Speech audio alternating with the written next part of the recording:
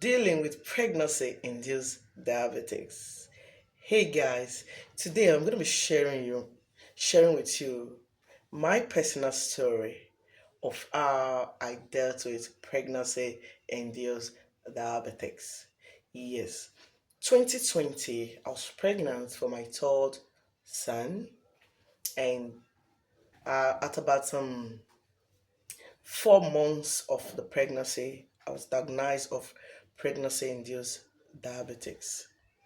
I was very, really not happy because I discovered that back in the day, in 2011, when I had my first son, I was actually having undiagnosed pregnancy induced diabetes because my first son was weighing 5 kilos.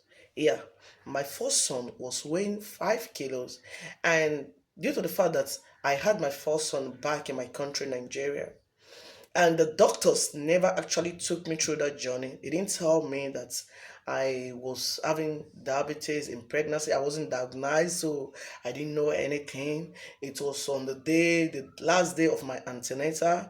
I saw my midwife checking my tummy and all that, saying that my baby is big because my baby was really, really late. At 42 weeks, I haven't had my baby. I was still carrying my baby at 42, week 42. So I was shocked on the day I started feeling pains and saw some clot of blood. I went to the hospital and the battle began, and I discovered that they said my baby was too big. So because of that, I cannot have a vaginal delivery after 3 days of intense labor. Oh God, that story is for another day. So now in 2020, I was diagnosed of pregnancy induced diabetes, and the doctors and the midwife, they want to work with me so that my baby don't come out big, so that I don't know I can have a normal delivery and all that. So my dietitian took me through. We talk about my diet, we talk about exercise, and we talk about things that I can actually do to help myself. So it was actually like a magic because I took the bull by the horn. I was really, really, after studying and seeing the consequence of pregnancy induced diabetes, that the effect that it will have on me and my baby. So I was really, really serious and intentional about it. So I after visiting my dietitian, we went through some courses. She showed me my meal plan and all that and exercise. So I came back home and I actually took my life. I took a great decision about my life, what I actually want to do. So I started with my diet. I am a person who actually really love vegetables, so it was really, really easy for me. I went in on all vegetable as my meal, and also I started doing a lot of intense exercise. I was actually doing exercise before, but and I wonder where this diabetes, pregnancy induced diabetes, came from. So I started doing more, taking my 1 hour walk, and you need to see the quantity of food that I will eat. I actually started doing this food portion control, the three shape food portion control: vegetables, protein, and a little carb. So, or sometimes just vegetables and a protein, like the three portion and plate and separation. So I started doing a lot of and exercise, taking a walk. I was even skipping. Yes, I was skipping in my pregnancy just to be able to deal with pregnancy induced diabetes. It was that thing bad. Then I was just eating very little quantity of food, and I stayed away from fruits. Yes, if I want to take fruits, just like if I want to take like banana, I'll just take like very tiny, like a slice of banana. If I want to take orange, very tiny portion. Apple, very tiny portion. I stayed away from fruits. I stayed away from carbohydrate. I stayed away from any and sugary drinks, any food that can induce diabetes. I went in all plant-based food. Yes, a lot of vegetable. In fact, I started checking whenever I want to buy food in the stores. I must check to see if I can find that green logo, like that's green sign to show that this thing is ready for you to eat, if this thing is okay for a diabetes patient.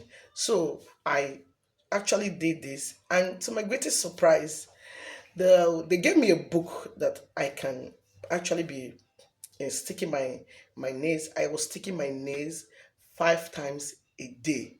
That is really, really painful. To stick yourself 5 times a day just to take your blood sugar. Hmm. From 4 months of pregnancy, that was hard work. In the morning when I wake up, I stick myself and record it to see um, my blood sugar level. Then when I eat, after 30 minutes, I stick myself to see my blood sugar level. After 1 hour, I stick myself again to see my blood sugar level. So in the afternoon, you will do the same thing.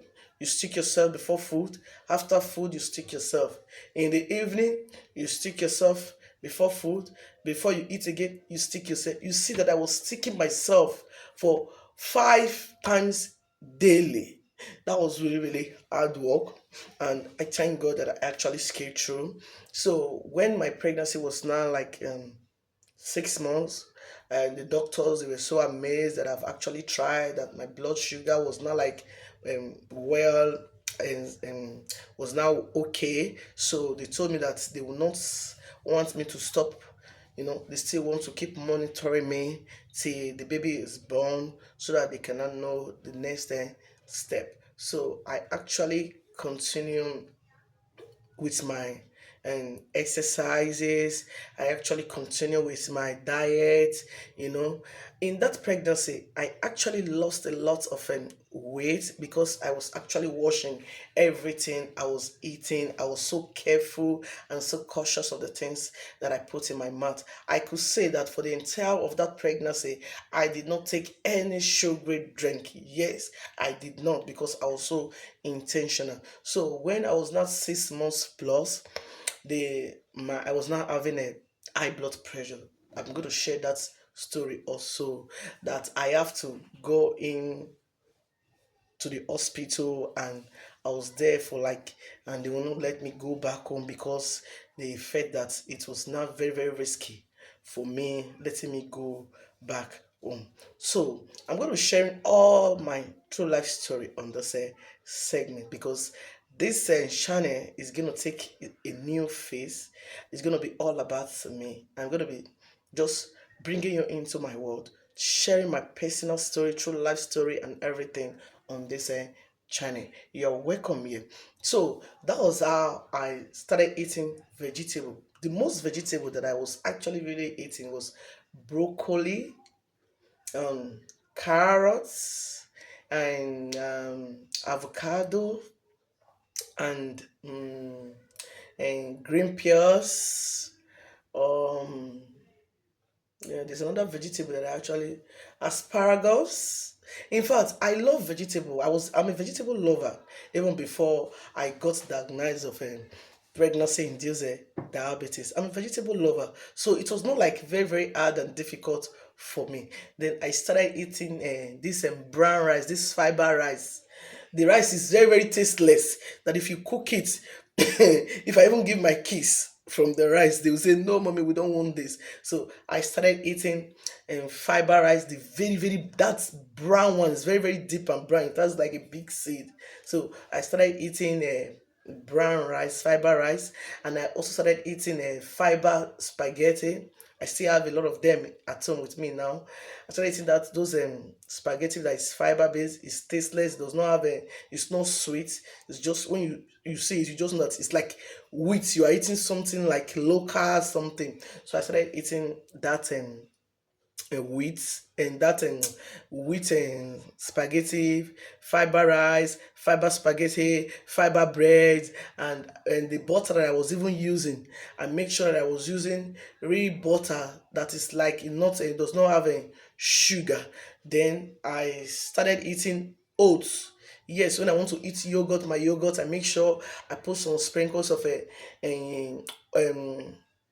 and some oat flakes on the on my yogurt. Then I started eating fiber bread. that fiber bread that is not sweet, it's just tasteless. I was eating a fiber bread. Then I was also exercising, doing a 5 minutes exercise after every meal. You can see how difficult that was. Immediately I finished eating any food, the next thing is for me to stand and do some counting of step, 500 marching on the spot, 500 swinging of my hand on the spot, and like sometimes I do sit up and all that. So I was actually doing that. That my dietitian, they were really, really surprised of how was I able to do this? What happened? But still, I have to continue sticking myself till after the baby because they really want to manage it. They don't want me to go back to where I was coming from. So that was how I dealt with pregnancy induced diabetics. And even for my last baby, the one I had last, I wasn't having pregnancy induced diabetics. Yes, but I was still doing after the baby is born, you work with your dietitian to see to rule out every form of diabetes after the baby was born. And the last time I went for check for my glucose and test, I passed, and here we are today. By the special grace of God, here we are today, free from pregnancy inducing diabetes. I am still taking my health very, very, very personal. Yes, I'm still intentional about my health. I'm still watching my weight, watching the things I eat. I am still doing my exercise, and you can see me. So it's actually really, really showing and off. And I'm very, very happy that I took my health personal because I want to be there. I want to take care of my kids. I want to stand side by side them on the day of their glory. I'm raising them. I want to also grow old with my kids. That was how I took my life personal. That was why I took my health very, very serious. So, if you are having pregnancy induced diabetes, all hope is not lost. You can fight it. Yes, you can fight it the way I did by being intentional and serious about your health. I have said enough in this video. I'll see you in another video. But please do me a favor, subscribe to my channel. Do me a favor, subscribe to my channel. Watch my videos, share them to educate someone today. Bye for now.